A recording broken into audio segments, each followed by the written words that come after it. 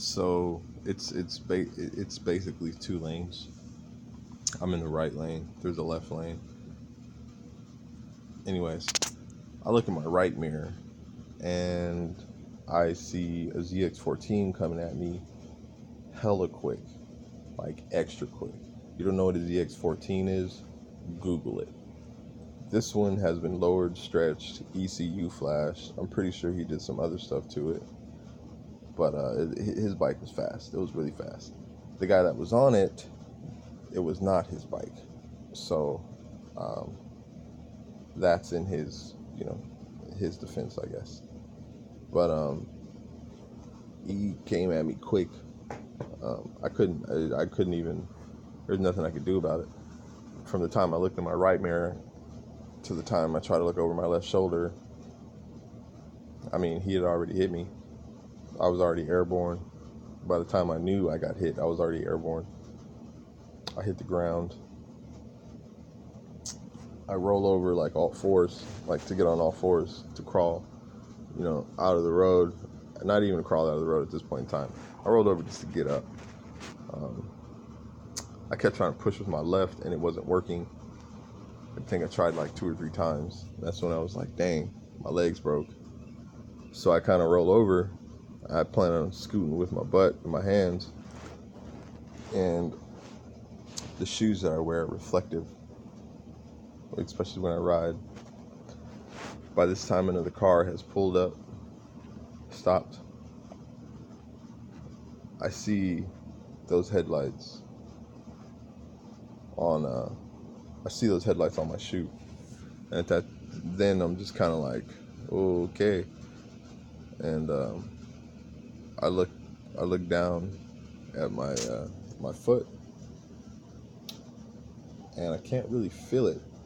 So I lift my leg up, to try to bring it closer, and it's hanging, like it's hanging by flaps, and it's not even like my leg, my shin, like my foot is like it looked crazy. Um, it scared me a lot, but my toes, I had 2 toes, my pinky toe and the toe next to it. I didn't know where my other toes were. I saw a bone that was to the right and foot and flesh to the left. Um,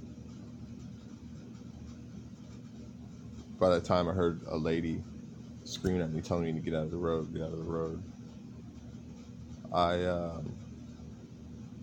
So that's when I roll over and I crawl. Sorry, that's when I roll over and I crawl to get out of the road. I get to the side of the road, pretty much the army thing kicks in. I'm like, I need to tie my leg off. I need to tie my foot off. I need to tie my foot off. I take my belt. I try to put it on there. I don't have enough holes. So fail. Immediate fail.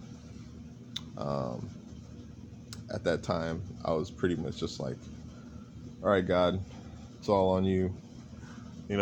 Just whatever it's going to be is what it's going to be.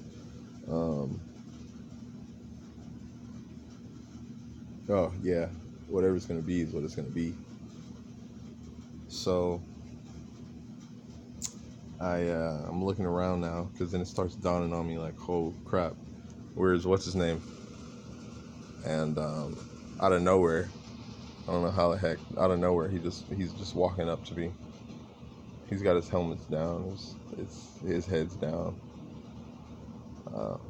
He just pretty much, sits down next to me, and he's just basically he's hugging me, apologizing.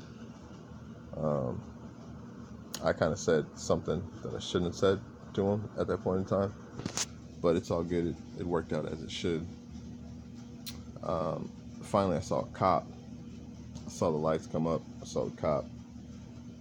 The cop was, I don't think the cop really knew what was going on, because he was taking his time. He had his flashlight out. He was asking that's how he didn't know what was going on. He was asking what the heck's going on. And I'm reaching for him, and I see him stop like dead in his tracks. And he starts fumbling with his belt. I think he called on the radio, and I know he pulled the tourniquet out. and then we put a tourniquet on. Um, I say we because I don't mean, I really mean we. Like we were yanking, we were turning the mess out of that thing. Like it was crazy. I don't know how much pressure we put on, but we put a heck ton of pressure on there. I was bleeding bad. Um, I was there for a while. Fire truck pulled up, the ambulance pulled up. I remember getting put in the ambulance, and I was like, "Yo, put me out. Meds, do it. I need to go night night. I can't handle this." So this happened at like 3 in the morning. I was told I didn't get to the hospital at 6 in the morning. I didn't wake up until, this was Saturday morning. I didn't wake up until Monday morning or midday. Monday, I woke up Monday. My parents were there. I was told that I had to be revived twice. I needed 17 units of blood. I have no clue how much blood that is, so if you're good with that stuff, you might want to, if you could put it down there. I don't even know how much blood's in a unit, otherwise I'd figure it out, but I don't. I ended up getting 18 in total because they gave me another one like 2 days before I left. But when I woke up on Monday, I really didn't know, the extent of how bad it was. Mind you, I just thought, my foot was broke or something. I didn't even know it was like a whole day later, a whole 2 days later. The doctor, I had to go through surgery twice. He mended what he could for my foot, but my body like rejected it. Like I don't know what happened. Like my body just rejected it. So I was out of surgery. He brought me back to surgery, and I had to be resuscitated twice. Oh, I think I already said that part. But I had to be brought back twice. And that's when I got brought back twice, was during the second surgery. Not the first one, so I said that. But when I woke up on Monday, I had these tubes in my throat. I had this brace on my neck, this thing over here. My hands were tied up. Like it was a bad scene. It was all a bad scene. So I started panicking because I couldn't breathe. Like they put that hose in you so you can breathe, but I couldn't breathe. I don't know why. I don't know, but I was trying to ask for help, and the way I was talking was like real. It was real quiet. Like it was barely hearable. My hands were tied. I couldn't push no help button. But the nurse there, Chris, he came out of nowhere. And when he came up to the side of the bed, he was looking at me funny. And then I tried to talk to him again. And when I said something, he like kind of freaked out. And then he had ran out of the room and came back. And the whole time I'm trying to breathe. So this thing's come out so I can breathe. And then he got my attention. Oh, mind you, my parents were there for that whole ordeal. And I didn't realize it till afterwards. And he had stopped me. He got my attention. He said, "There's a balloon. I need you to deflate the balloon." Balloons? Nigga, this ain't no It movie. What are you talking about? Get this out of my throat. I need to breathe, B. So I start feeling this thing in my throat like shrink, hence the balloon. He pulls it out. Well, before he even gets that far, like I'm throwing up all over myself repeatedly. Like I can't stop. Since I became conscious, I immediately just started throwing up all over myself. It was horrible. But finally, he gets that thing out, and then I start breathing. And it was shortly after I noticed that my whole foot was gone. I was kind of depressed. Not kind of depressed. I was full on depressed for like a day and a half, like 2 days. Like full on depressed. Like I was crying every 5 minutes. I just kept getting sad.